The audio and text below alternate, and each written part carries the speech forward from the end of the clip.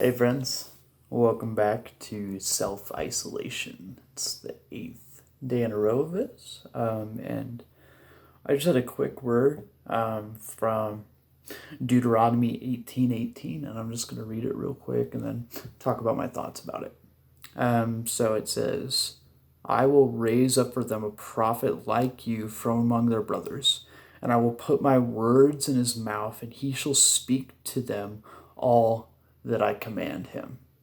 And what's really cool about the context of Deuteronomy is that Moses, one of the great prophets of God, actually is pointing to Jesus, which is just completely mind blowing and something that we don't really understand how God works in these ways, but He does, and it's beautiful.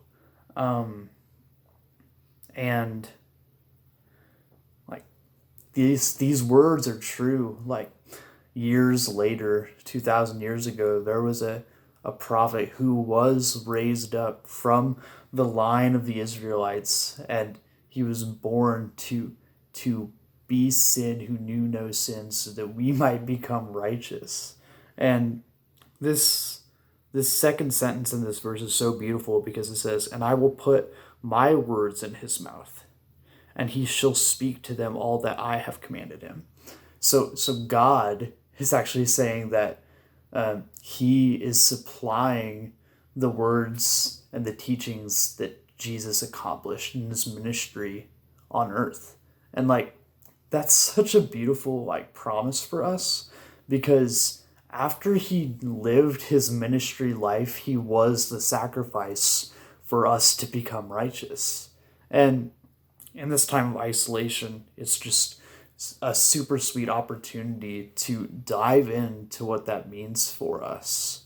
So I would encourage you, to whoever your close community is, that you would dive into that, whether that be your family or a small group at church, or the people that live right down the street from you.